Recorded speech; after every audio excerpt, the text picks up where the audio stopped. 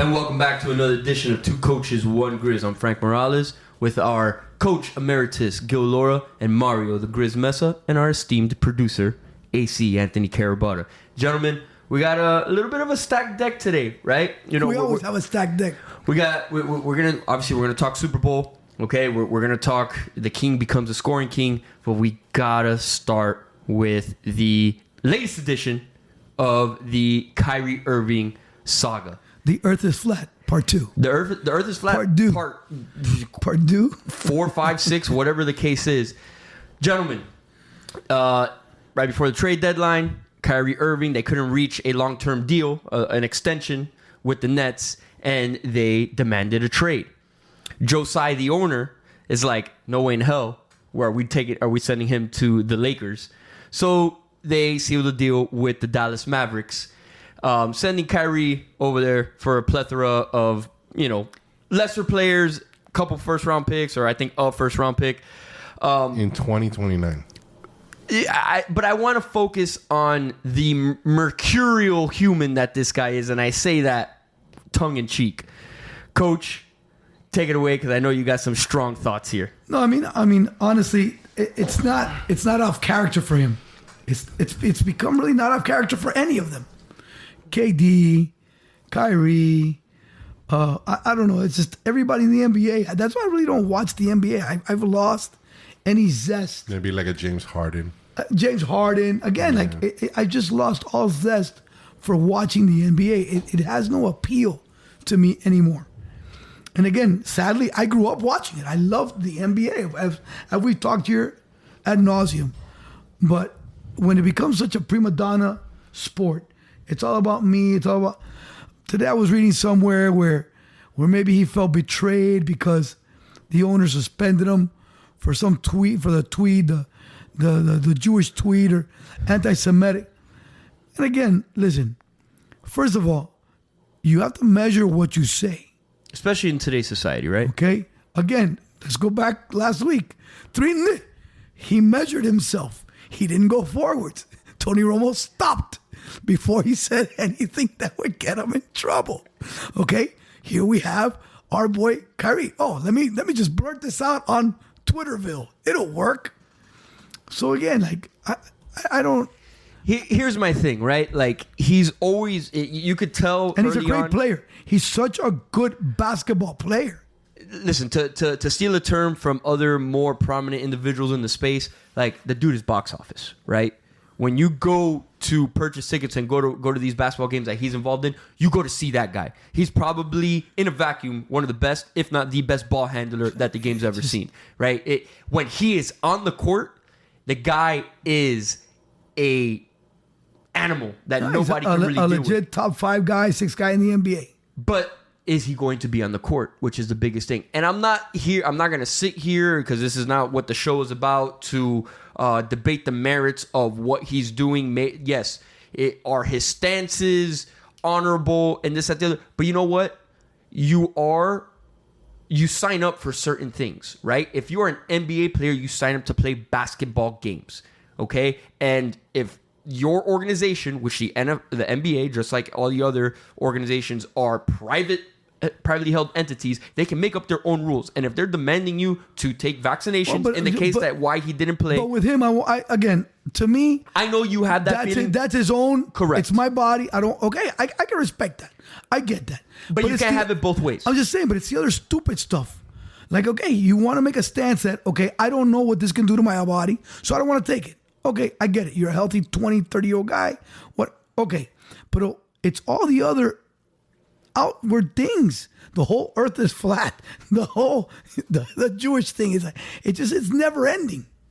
It's just never ending. You have a lot of small but it piles up, right? To a certain extent. I want to look at his career stat line, right, for a second here with the Nets.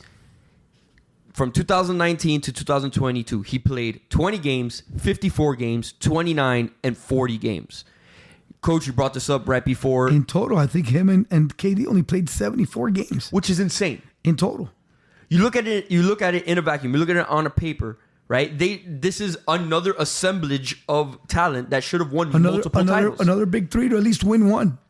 At least one. Which is another story of what could have been, right? And it's ridiculous to where, listen, his perception right now in the NBA, in the greater world, the greater pop culture, if you will, it's not good.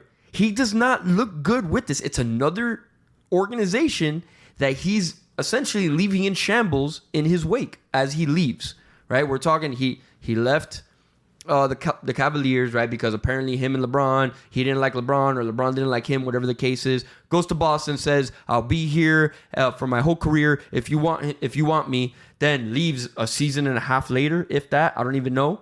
And then shows up to the Nets. Everybody think this is box office. They're going to win a title this year. Doesn't happen. Again, there's other situations outside of basketball that played into it.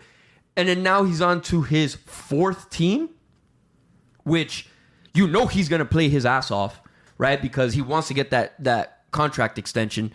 But are you willing as a GM or an owner to give him a long-term extension? No, right? I'm sitting here, and this is somebody that knows, a very casual fan of basketball overall, that, yeah, buddy, we're on year-to-year contracts here. There's no way I'm giving you an extension with your track record at this point, because it's not like you're a third or fourth year player or you're looking for your first extension, right? You're on your rookie contract. No, Holmes, you've been here for over a decade at this point. Like, what's the situation here? Listen, there's only one guy I'm trading for and one guy I'm extending, and that's Giannis. That guy plays basketball, is a team guy, doesn't give you any headaches, no off-the-court drama, no on-the-court drama. He does the best he can and has a nice day. All these other guys, again, to me, Kyrie is just another one in the group. He's just the next in line. How dare you put those two in the same sentence? Because, again, that's another thing I heard today as I was driving in, that he tries to live up to Kobe so much. And again, like for anyone to say that, it's like, really? Like, give me a break. Kobe never had that much drama. He had some drama, but he didn't have all this other drama and all these peripherals. Listen, and then here's my thing, right? So the Mavericks make this deal, okay? And they do so in light of knowing that they're going to be absolutely terrible on defense, because they're going to be two turnstiles in the front court, right? If you look at it. But I think they're betting on, hey, we're going to put pressure on other teams because they know that they're going to outscore you. They're going to outscore you. And I think it's just what they're looking for, right? Because Luka is the scorer, is the facilitator on that team. He comes off the court to take a quick break and get a cup of water. And next thing you know, 5-point lead goes to a 6-7 point deficit when he's off the court for 2 minutes. So I think this is the dude to help them stem the tide there. Do I think they have a puncher's chance of making it far into the playoffs? Maybe make it to the conference finals. Yes. But do they have the firepower to get all the way through? I mean, sure, anything is possible, but I don't see it happening, in that respect. Like, again, do you offer him an extension at the end of the season? I think that it has to predicate them at least getting to the Western Conference Finals, and showing something there, right? Putting up a good fight. I think anything less than that, you kind of balk on the situation and move forward, because he's off the books at the end of the season and you still have draft capital. I don't know. Grizz, thoughts? Nothing, taking in everything you guys have said. I mean, I'm simplistic when it comes to Kyrie Irving. Great talent, just thinks he knows more than everybody else, and he comes off, I don't know. I've never really liked him because of that. He's just play the game, in the sense of you could do all the talking you want, but he doesn't know. For a guy that thinks he's so smart because he's a Dookie, they all think these Dookies think they're smart, and I love Duke, to be honest. It's funny, but just on a side note, they got blown out last night. Yeah, but hey, baby. Yeah, we'll cover that. That's a whole different story. The Canes are actually good in basketball, thank God. Here's the thing: basketball school. What? Kyrie starts coming into the league, playing with Cleveland, terrible team. Then he gets the gift of all gifts. LeBron comes back home, and you go to 3 straight finals. I don't know. Was he there for the last one? Was he gone already by that time to Boston? No, the last one he was not there for. Right. So the guy leaves because now I want to do it on my own. You were on your own. You didn't do anything. You did nothing. You never made the playoffs. And he goes to Boston and they're doing great, but then he gets hurt, and that's when Jaylen Brown comes out of nowhere. Him and Tatum blow it up. They almost got to the finals without him. So right there, you're like, we don't need you. Gone. Him and KD and James Harden get together. Super team. We're gonna change Brooklyn, take over New York. You guys probably forget the 74 of them together. Find out how many of those three played together. Probably like a handful. No. Yeah, at best. And if it's 40 games, it's a lot. You know, and then you end up trading. You trade him for Simmons, a guy that can't shoot, who's scared of playing the game of basketball, apparently. And then you think he's having his best season with the Nets. They're on a roll. They had won 12, 13 in a row, almost competing for the number 1 seed. KD gets hurt. Now you shine even more. And of course, because you want all the money in the world. You know, that's the greed, 50, 60 million a year. We want it all. And fine, if the market says get it all, get it all. But now I'm pouty. I want to leave. Want to go to the Lakers. Can't go there because they're like, no, we're not going to send you there. Relax. 3-month rental Dallas is going to have. Dallas is desperate. Dallas is a 500 team bunched up in the West. We got to make a move. At least Mark Cuban goes, I'm crazy enough to think he'll stick around here. This is all a ploy to go to the Lakers. And unfortunately, they're going to be dumb enough to give him multi. He will sign. LeBron wants him. Right. He wants to play with LeBron. So the whole that he didn't want to play with him, he grows up knowing, I messed up. Him with AD, LeBron, is that a championship team? I could be. I think so. And here's the thing. But we can't count on. If AD stays healthy. We can't count on. And also, it extends LeBron's career. That's like hitting the lotto. Because now LeBron doesn't have to play 35 minutes a game. You have a better chance of hitting the lotto than a healthy AD. A healthy AD and a worthy, I'm going to show up to work Kyrie. Right. Early. A worthy, I'm going to show up to work Kyrie. Yeah. Right. Extends LeBron's career for another 3-4 years and gives them a chance LeBron's to be staying anyway to play with his kid. That was the point of LeBron. I hear you, but And LeBron's still also averaging 28 points a game at this point. Like, so you could see him playing for another 3 or 4 years. I know, but I think LeBron, once he finishes playing a year with his kid, is gone, because I think LeBron doesn't want to be at any point known as I'm relegated to being on a second, backup. I don't think he ever wants to get to that point. He's going to go out on top physically because he's a freak of nature. Right. So he is the Tom Brady, if you might say. He is, in all sense of the words, the anomaly. Yeah, he is the anomaly. Exception. He was built. The guy pays $2 million a year to make sure he's healthy. Which, when you're making $60 million a year, right? Right. Like that's. But not everybody that makes $60 million. None of these guys take care of Anthony themselves Davis. like him. Anthony Davis is the antithesis of that, right? I mean, like, spend the money so you can stay on the court. Yeah, he should have got hurt the year the Heat played him. But bottom line is, the Kyrie Irving thing bores me. I'm bored of Kyrie Irving. I don't care. All you guys, that's why I didn't even mention that much when you guys are talking, because I'm tired of that guy. It's the same thing with him. He's a spoiled brat in my eyes. And most of these NBA players, unfortunately, have become that way. And it's like Gil said, I don't watch the Heat games because I don't have Bally Sports, but I really don't care too much about the NBA until we're getting closer to the playoffs anymore. Because it just, to me, it's a watered down product. They're trying now this year playing games back to back in opponents' home, so there's not that much travel, but you still have load management for certain teams. It's just, I don't know, man. The NBA is not watching, like you said, college basketball. I watched the Kings blow out Duke yesterday, but still, for the majority, college basketball is a more fun product. Much more entertaining. Product. And it's just and it's perfect. Once March Madness is over, boom, I get my playoffs. And that's what, I don't care about Kyrie Irving. You have a perfect situation with KD. And we go, we want to blow everything up. It's just, I don't get it, man. So I agree. We're wasting time on him when we should be talking about the Super Bowl. I hear you. I agree with all those points. I do want to end it on this note. This seems like a Frankie. I like, and you know me, bro. I want to talk everything else. Yeah. And we're going to be starting to talk. But this is the topic, this guy? Well, to me, it's indicative of the greater landscape of sports, right? In general, with the entitlement and the instant gratification, and it's all about me, and player empowerment. It's trickle down to college. Like we see this in college with everybody. Oh, you didn't give me enough money in my NIL. Like I want you to release me.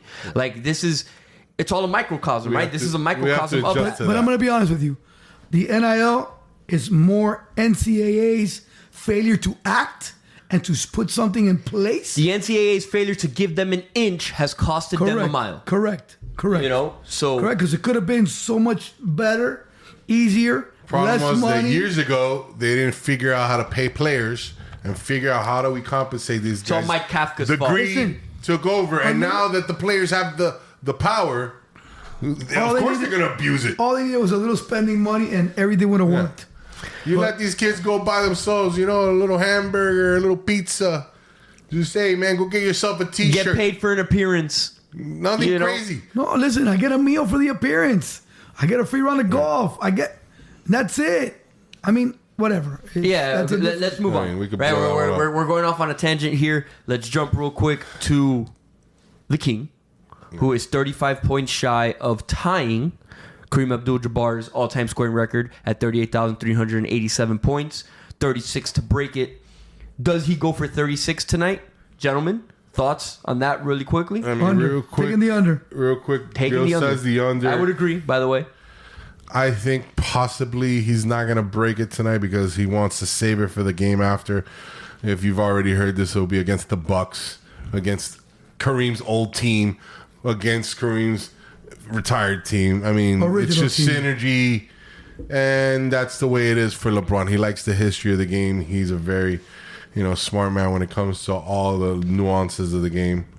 I think he's possible. He could do whatever he wants. He wants to put 50 down whenever he wants. He could do that. The passive LeBron James that he is, he likes to make sure his teammates are involved. That's why he doesn't get crazy. But that guy could do whatever he wants. Anytime he wants to put his head down, soy un tren, and he goes into that lane, he can either dunk it, layup, free throws, whatever he wants. I think, like Gil said, he'll probably get like 28, leave himself like 8 short, and then finish that off in the first quarter so they can soak it in. And that's it. And he gets his flowers in Milwaukee.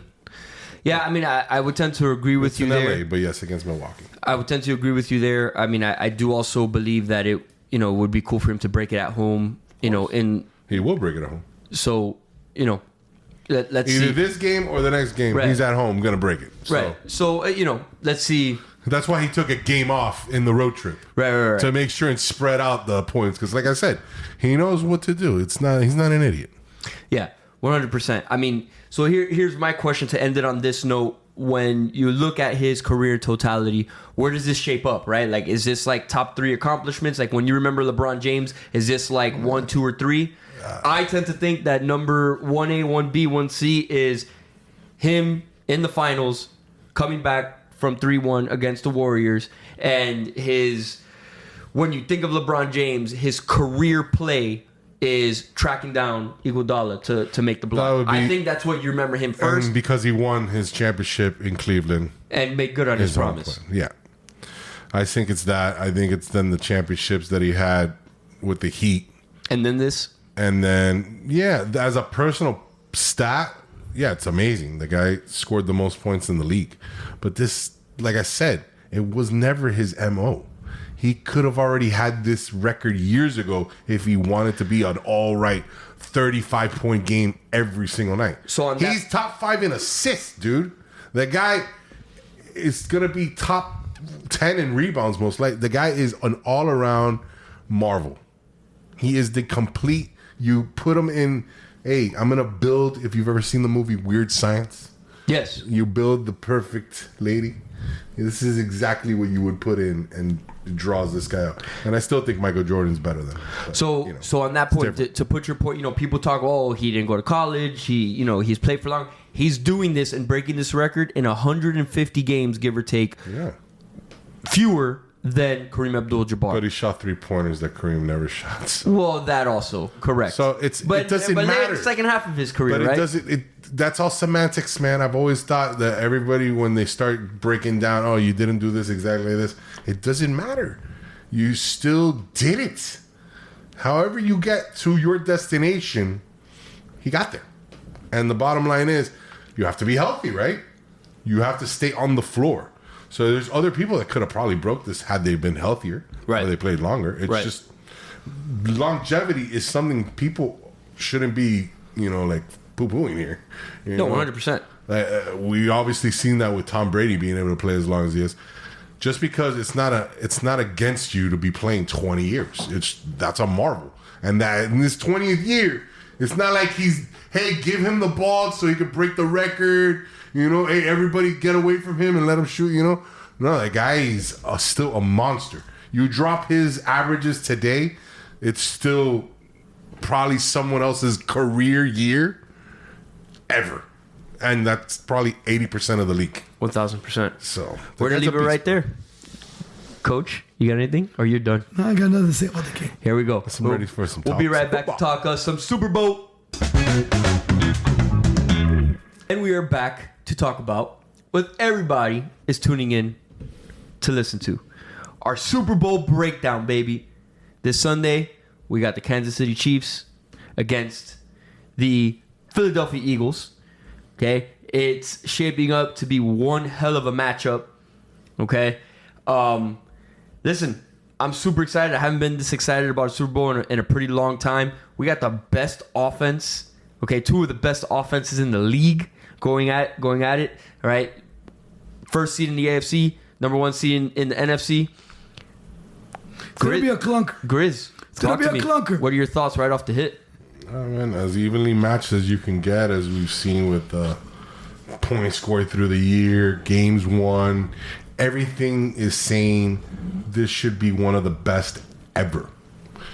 Now you know what happens sometimes, Fade. If I can remember a recent one of the Broncos versus the Seahawks, number one offense. Bad. That was 2014. That was Peyton had thrown his 50 touchdowns.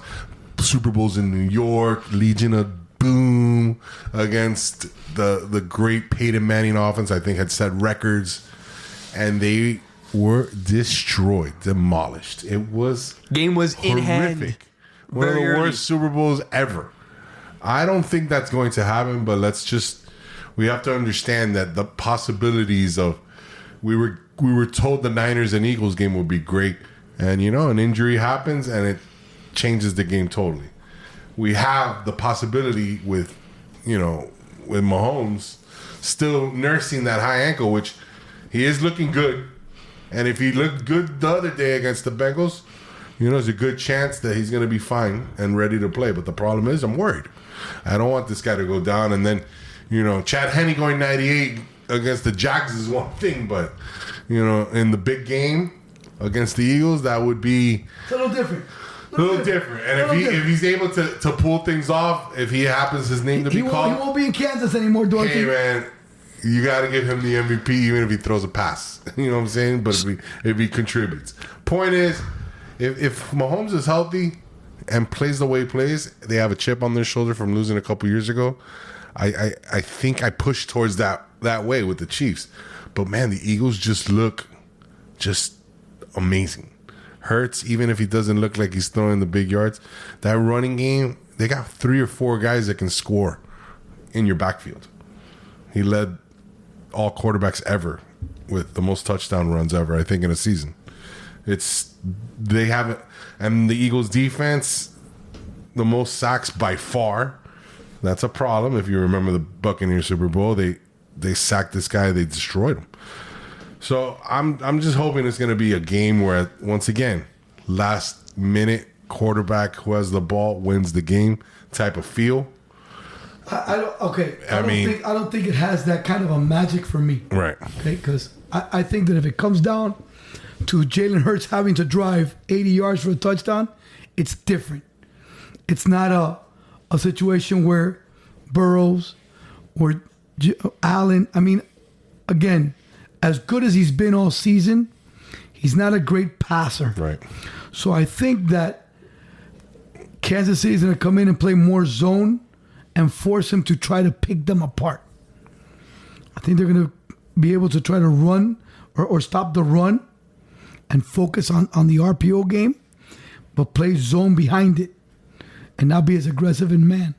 If they blitz, it'll be zone blitzes. things of that nature. I still want to know how well his shoulder's doing. There's been rumors that he landed on the shoulder against the Giants. Mm-hmm. That's why, honestly, the line hasn't moved. Has some injury too. The line hasn't moved. It's very, very, very, very quiet. There isn't a whole lot going back and forth. So, Mahomes, I think, like I said last week, Mahomes can win from the pocket. I don't know if Hurts can win from the pocket. Yeah, he's gonna have the jitters too. It's his first big game. It's a Super Bowl. He's gonna, if he comes out and he plays amazing, he's a different kind of person. No, I mean, but he's gonna probably have those jitters. And I'm thinking he had some jitters last week.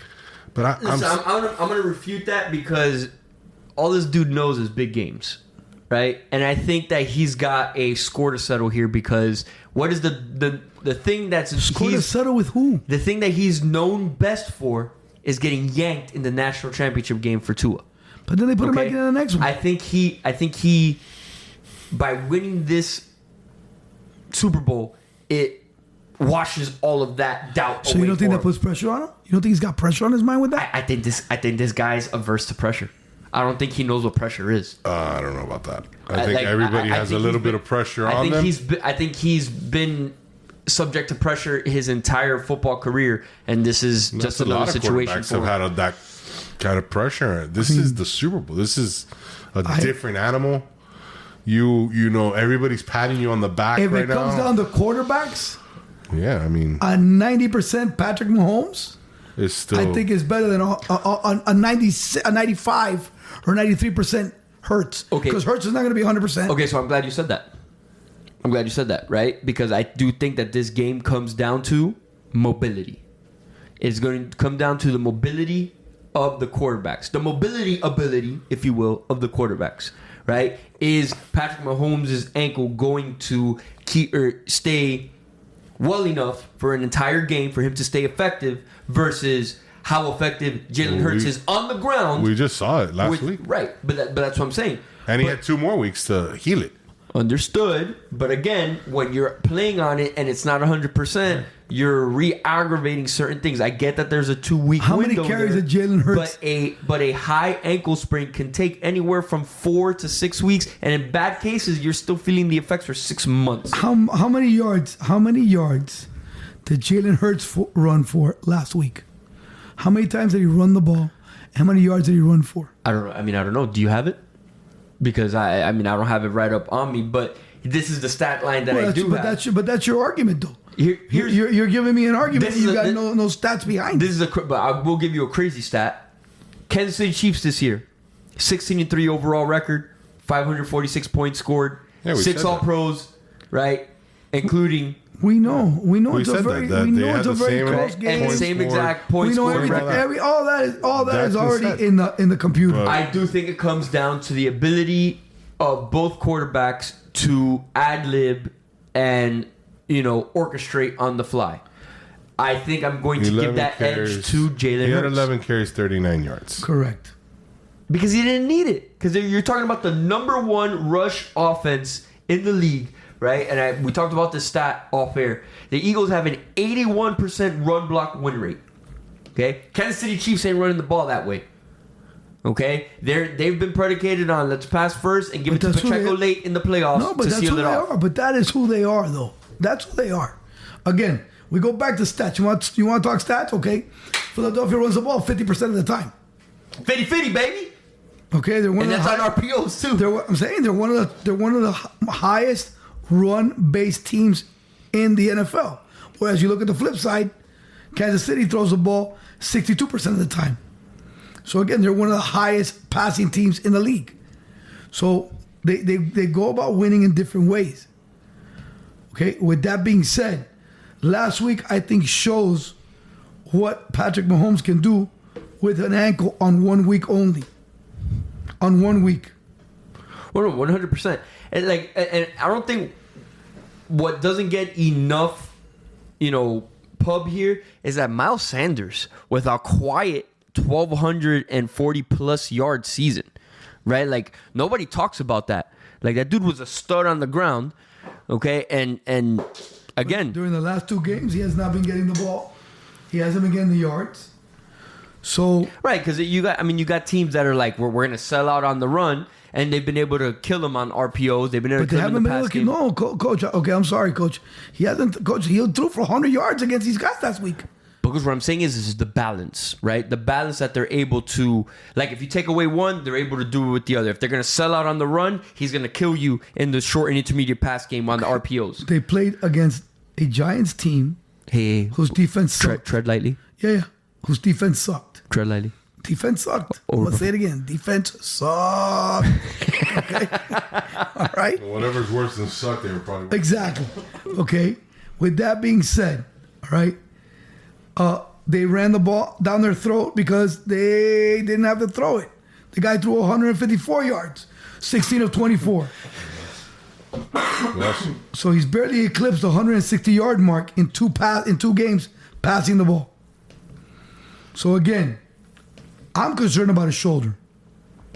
I'm concerned if it comes down to it, is he going to be able to hit pinpoint passes? If guys are wide open, yeah, we got a 65% chance, 80% chance of hitting him. But other than that, is he going to be able to hit it in zones? If they can't run the football, if they're able to slow down the running game, are they going to have enough passing game on 3rd and 7, 3rd and 8 to complete and get those conversions? That's what it comes down to me. That's the way I look at it.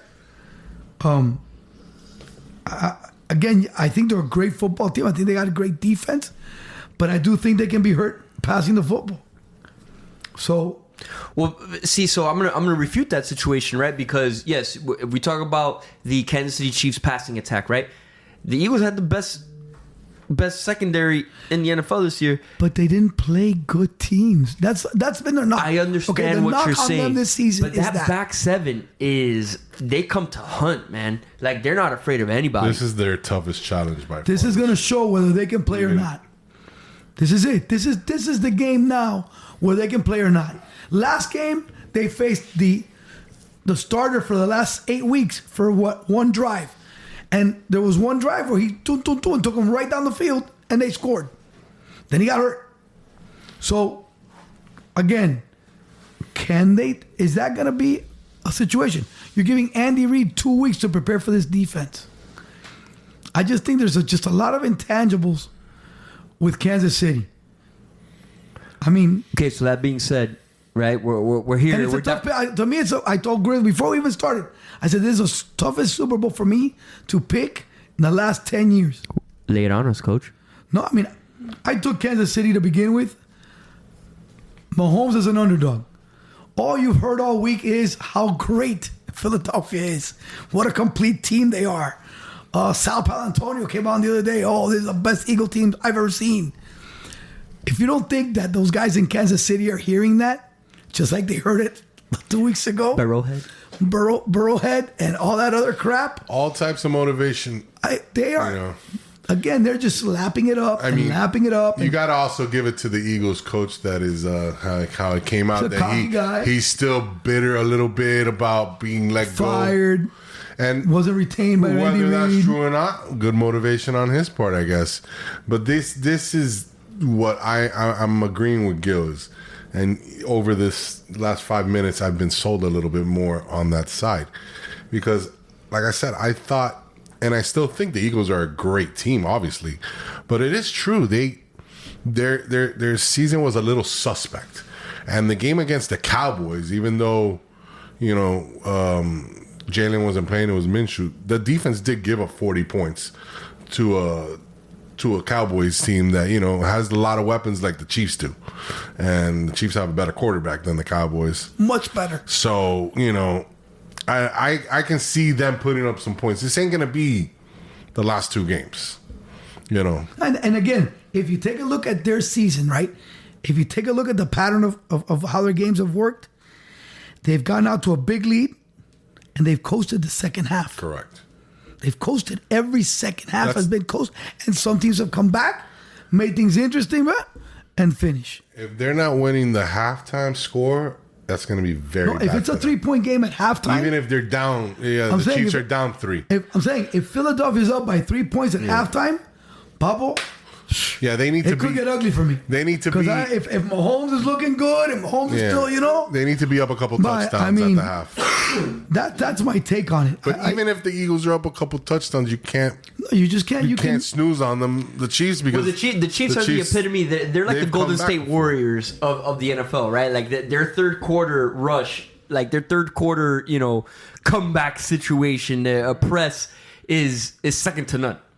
You know what I'm saying? Like in their first Super Bowl run, even if they were win, down double digits in every half of the playoff run, and they came back to win it. Oh, I mean, so this is their third trip.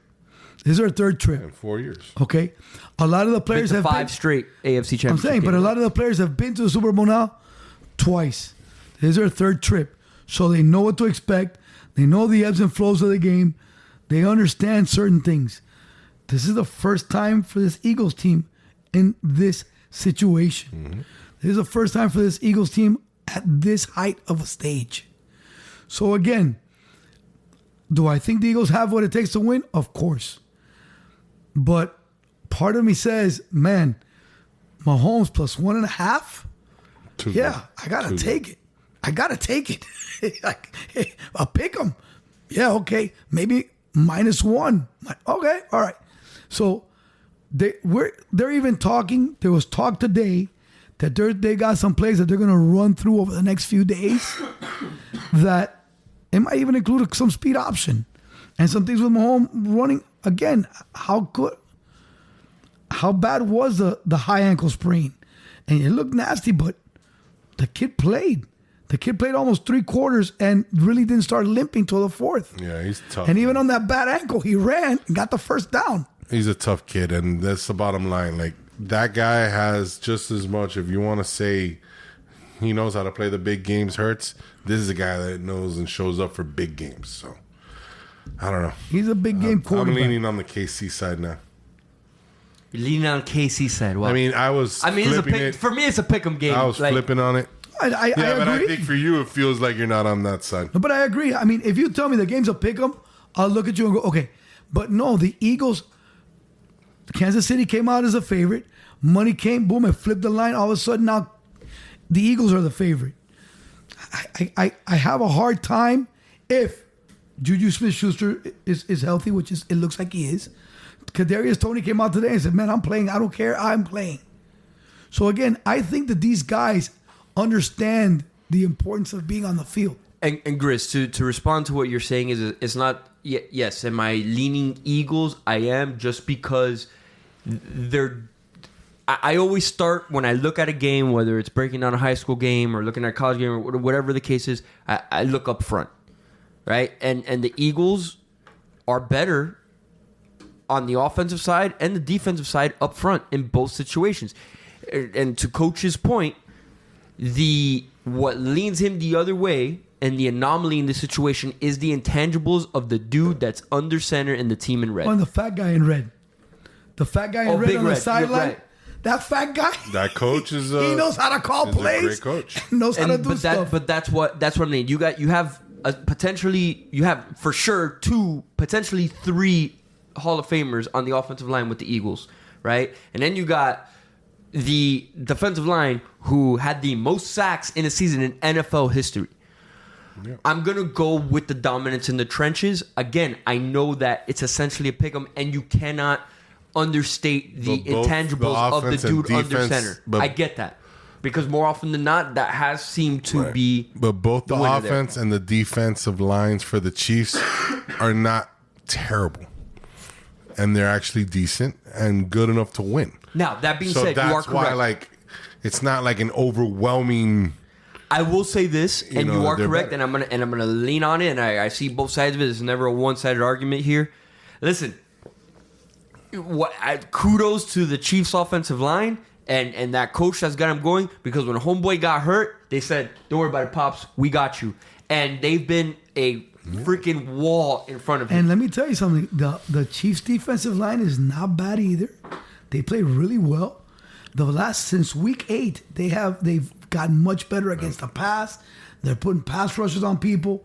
They are not, chopped liver. We always look at how, for the whole season, they might not have been the best, but in the last 5 or 6 games, they are playing you got to hurt out Lane of their Johnson at minds right because tackle. you're saving your boy. You still got a guy with a rib groin at right tackle. You got a guy, your left guard was hurt in the game. So again, I mean, all the pieces for Philadelphia are not 100% on the O-line. So I think that puts, again, pressure on how they're going to play him. I don't think they're going to rush and go crazy. Were fortunate that those 2 teams they played, the Giants were not up to par, and the Niners had the terrible luck. So it's fool's gold, I thought. As great as the scores look, they're dominating score-wise. It's just when you start really sinking your teeth in, you know. Agreed. You're looking at a different team now. You're facing A team like the Chiefs team. will expose that team. You are facing a different football team. That's what I'm saying. It's gonna be a close game, regardless of whoever wins.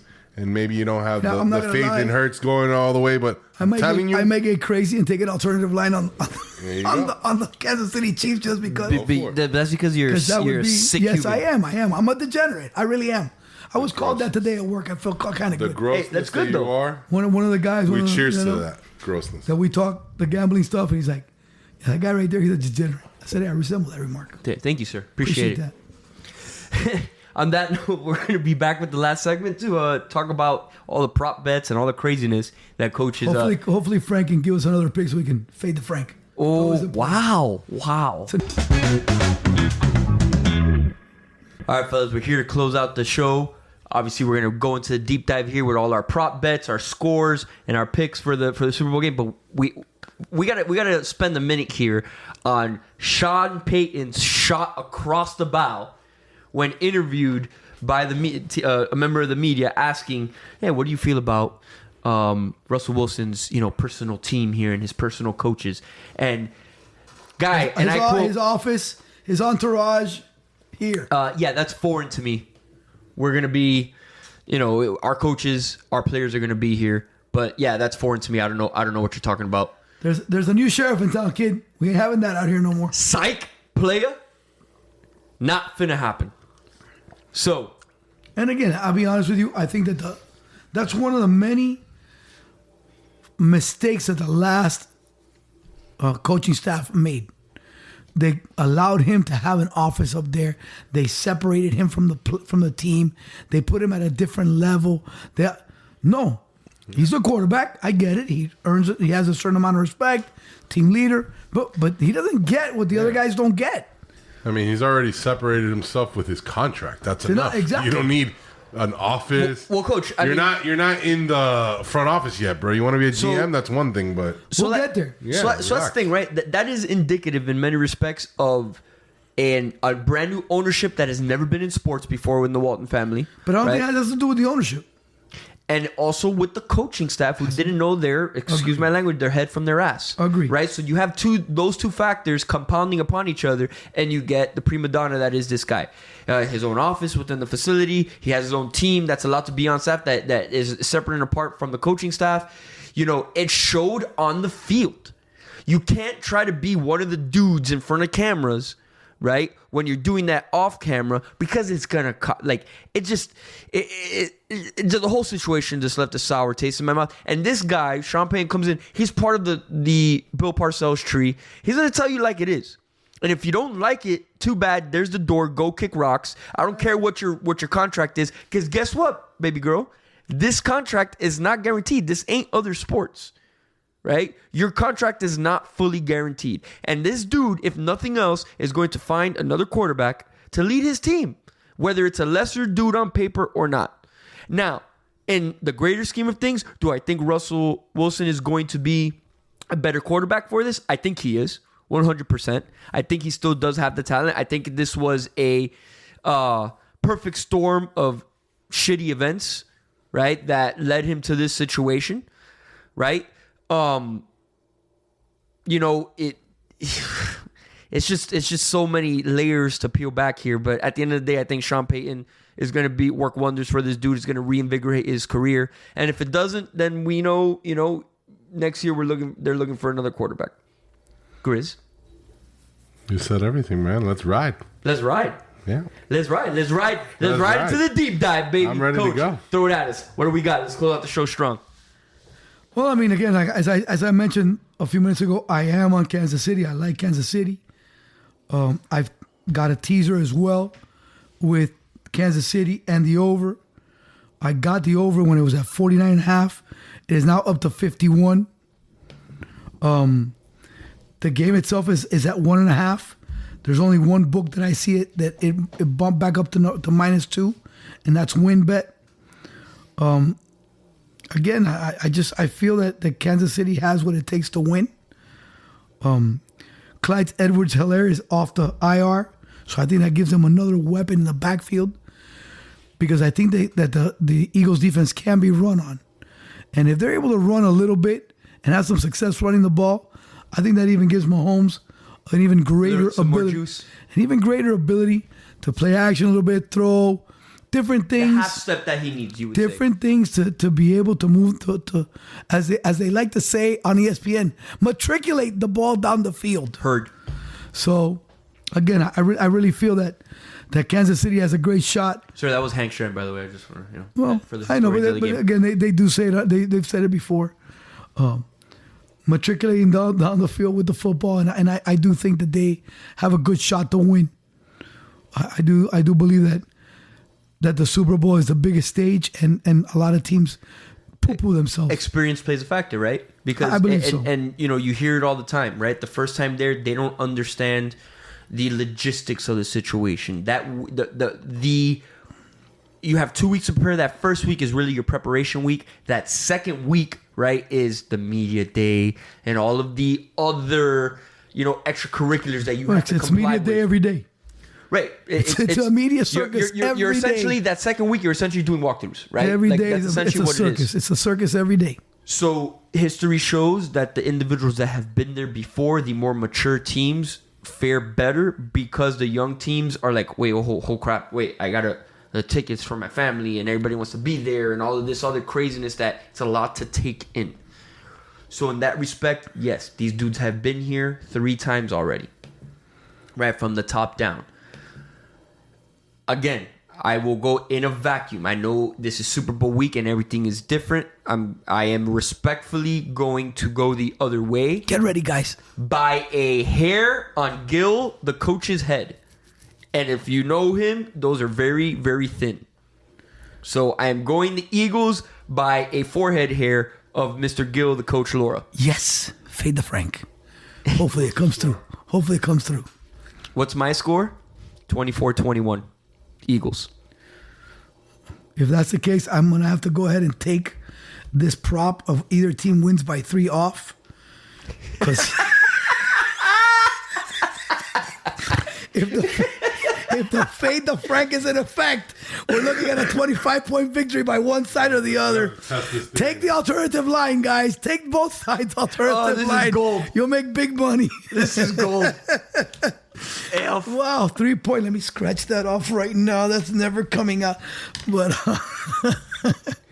I mean, I do think it is going to be a close game, but I think that Kansas City is going to win by a touchdown. I think they can win by squeeze it out by 7 points late in the game, maybe even more. Like I said, I mean, I might even throw a little juice just on the adjusted line, just because everybody's, again, like I said before, everybody's talking about, oh, these teams are so this, so that.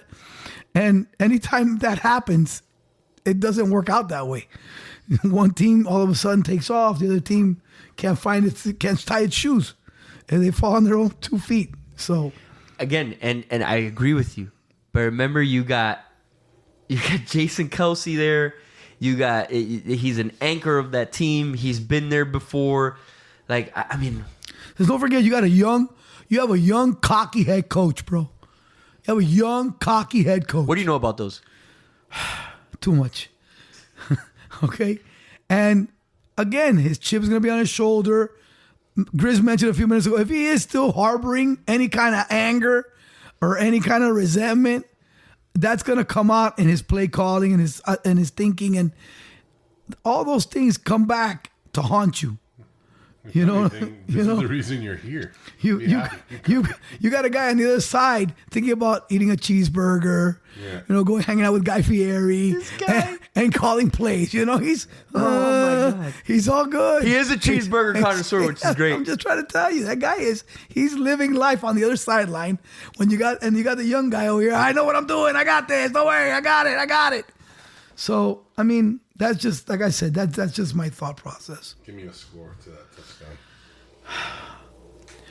I want to say it's going to be 35, 25, 24, 30, 35, 28 at the most. Mm-hmm. I think the Chiefs are going to score 35 points on them. I really do. And again, I go back to listen, the defense is the best. Oh, yeah, they're the best? Watch. Man, they haven't found a defensive front like this. Oh, this is the best defensive front? Okay. Oh, they're DBs? Oh, okay. Okay, we got it. You'll see. And that's my mind frame with a Patrick Mahomes guy. When that guy was throwing his jacket off 3 weeks ago about an ankle, I'm fine. I'm good. There it is? I'm good. I'm fine. I'm like, yeah, that's who I want. That's the guy I want. That's the dude. Okay? Not the guy looking at me going, oh, again. No. I'm in. I'm good. I'm good. I'm good. And like I said, to me, that just changes how your whole football team plays. Because the rich guy is one of the guys. He's the dude. The biggest paid guy on the field is... He's got time for a podcast. That guy looks like he's still trying to earn every penny. And he wants that. Those are his boys. He's got him some I want to be out there with my boys. You get me? And that's why. That's why to me, we're going down together, gentlemen. That's why, like I said, that's why I'm leaning towards him, and like I said, I like them. I'm gonna agree with you. Chiefs are gonna end up taking it. I'm gonna think, like I said, last drive of the game, Mahomes takes them down. They're down 3. They need a field goal to tie, but we go for wins here. He's gonna Joe Montana to John Taylor that baby. It's gonna be a 31-27. Victory for the Kansas City Chiefs. Love it. All right, a couple of props. I've already taken the longest touchdown under 43.5 yards. Okay, I could get with that. Again, if you go back, I'll give you a little context on that. 8 of the last 13 years, it's been under 40 yards. I will disagree with you, Bill. I think this is a big play Super Bowl. Something in the range of a 70-plus yard touchdown will be done in this game, whether it be special teams, a turnover, or one of these offensive playmakers. Ace, make a note. We got to book these. Big play. We got to put these on a list, and we got to send them out. Like I said, I just think, like I said going before, I think Kansas City is going to be playing more of a softer coverage, more zone. So I think they'll keep everything in front of them. They won't let that happen. The only burner that Kansas City has is a Scantling. So again, I don't think it's going to be over 43.5. I like and I was listening to another podcast. I listened to some guys and they gave me the idea of penalties accepted over 10 for the game. 10 penalties in the game. Ooh. I think. Well, if you take a look at 10, if you take a look at the referee in this game, he does do a lot of flags. 10 has been a good number for him. Coachy, that's a lot, man. Like I said, you're gonna have some pass interference calls. There's another call that I like, which is will there be a roughing the passer penalty? Oh, I mean, book that. I'm booking that for a yes. I like that. Okay. You're booking that for sure. What's that one at? Well, I don't have it here yet on the as far as the process. I would even go if it's like over under 2.5. I might go over. What do you mean, roughing passer? No, Yeah. It's just yes or no. Oh, okay. It'll be a yes or no. Just one. Correct. Just one. Yeah, it's a yes. It's got to be a minus. You got to book it. What's the odds on that? I don't have it yet. It hasn't been posted on my. Oh, that's right before the game, right? Yeah, a couple of days. I do like. Again, and we were talking before. If Jalen Hurts, if it's at 240, 242, I like the under in his passing yards. I don't think he gets a 240. My guy in this game is Quez Watkins. Wow. I like Quez to get a touchdown, anytime touchdown. I like him to get 2 receptions or over yards. Ladies and gentlemen, Again, just because. this is the epitome of the deep dive. Listen, the defense, the Kansas City defense gives up good yardage to the slot receivers. Okay, that's who hurts them. They give up 7 yards, 6.5 yards per reception. This young man gets targeted maybe about 10% of the pass plays. He's averaging 3 targets. So you're just banging on oh shit, we forgot about this guy. No, it's not that. It's just, okay, who are you going to focus on? A.J. Brown or Quez Watkins? No, I hear you 100%. Or do you want to take away Devontae Smith or Quez Watkins? So No, I hear you. I think Goddard and him have solid games. I think they get the majority of the throws. Can I interject here for a Sure, second? of course. Okay. Is there a prop for a Jalen Hurts 350-yard game over under combined rushing and passing? Coach, if I there think is- you're going to make some money there. If there is 350, no, it's not going to happen. 350 yards. Under on that. So maybe, mean- but you know what I'm saying here, Right, right? you want to Will be combine a rushing. combined rushing and passing. There always is. There for always regular is. games. Always There's is. going to be everything for the Super Bowl. So maybe 325 in your wheelhouse around there. Again, I tend to go under. Okay. Okay, because again, everybody Is that takes. something that you would take a gander on? Is my question. I don't know. I But mean, here's the thing: if his thing is going to be 240 for the passing over under, and I don't see the rushing 80 being more rushing than- yards, correct. I don't see them going. 325, right. I think it's going to be Well, but- 50 or but- 60. Right, and most. So it'll be it'll maybe be a less than a 290. 300 yards. It'll be a 290, 295 combined. Again, I tend to go under.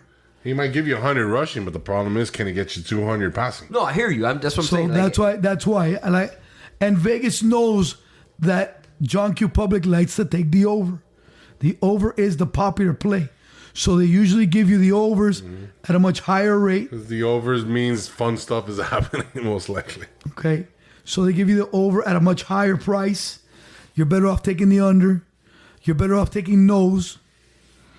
Everybody wants to take yes. Everybody wants to hear yes. Right. You know? Yes. Yeah. Oh, yeah. Oh, yes. Yes. Oh, yes. No. You got to go to no. Yeah, you gotta go no. You gotta. I know that yes is sexy, but you got to take a no. You gotta throw the money down with the brain. You and got to not the take heart. the nose. Again, I'm looking at A.J. Brown under 5.5 receptions. I'm looking at A.J. Brown under 72.5 yards receiving. So is that on the flip side? You're looking at maybe Smith having a big game? Not necessarily. Again, if you break them down, everybody thinks that they get a lot of passes. Smith averages 7.8 targets a game, gets 5.5 receptions a game. So again, his number, my predicted number for him is exactly 5.5. They'll throw the ball to him 8 times. Because again, he gets targeted out of the passes that they throw, he gets targeted about 25% of the time. Heard. So roughly speaking, you're talking about 32 pass plays. Because like I said before, I've got them pegged going 50-50 at most. I don't think they're gonna go.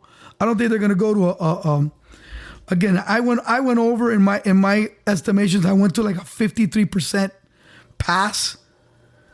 Okay, so that gives them 35 pass plays at 65% completion rate. It gives Hurts 23 completions. Okay, out of those 35 pass plays, if you throw the ball 35 times, out of those 31 completions, he's going to get targeted 8 times and he's going to catch 5.5. Right. You get me? So again, those are some of the things that I did, figuring things out. I think they're going to focus more on those guys, like I said before, and not let them beat them. I like Isaiah Pacheco over 12.5 receiving yards. I think that's going to be an Andy Reid special. Wow, that is a prop, ladies and gentlemen. I think they're going to throw him the ball deep in the weeds. I think they'll throw him the ball out of the backfield. So Incredible. Hey, listen, I love these props. I appreciate you 100% going in on those props because that's legit stuff right there. Yeah, do you have a prop by any chance of heads or tails? No, I don't play that. That's a 50-50, so I really don't do that. I've got one more, and it's the shortest touchdown under 1.5 yards. Are you booking that one? I am, because number one, they're two teams that are high fourth down teams. Inside the 5-yard line, they go for it. They go for touchdowns. So I do think that's a viable play. I also like either quarterback scoring. I think Jalen Hurts. I even think if Mahomes is 85%, 90, he might run it in the first time just to be like, yeah, right. You know? Here it is. Right. There you go. So that's where we're at, guys. That's what we're looking at. Ladies and gentlemen, who are listening across the... Oh, one more thing. And it's not football. We've been posting plays, college basketball plays.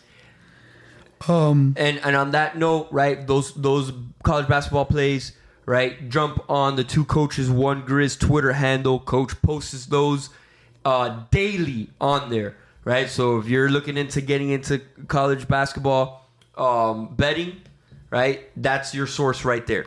And he's on fire right now. I'm just going to put that out there. We started out earlier this evening. We took UConn minus 4.5. UConn won by 15. So right now our record is 12-1 on the posted plays. And we're looking for Michigan State later on tonight to win by 3. We were all over the Canes last night. We were all over Kansas last night. Like flies on shit. So, something like that. Something like that. Or white on rice, not to be racist. Sorry. Racist? Never. But so I said, we're and I'm not doing any handicapping. I'm not gonna lie. I'm not doing any handicapping. I'm just looking at line movements, the data, baby, percentages. That's it. I'm applying the stuff I've learned from Josh Applebaum and his book. So there you have it, gentlemen, ladies, everyone listening across the world, because we do have listeners. I was looking around, ladies. I got scared. Use that term loosely, but we do have listeners across the world: Germany, Belarus, Bulgaria. Okay, we had one in Turkey. Check it out. All right. Speaking of which, prayers out to that part of the 100%. world after that devastating earthquake. Syria and Turkey. It's about 7,000 people have died, and not to mention the ones that are injured. Thoughts and prayers out. What a catastrophe. Yeah, listen, our thoughts and prayers are always out to that.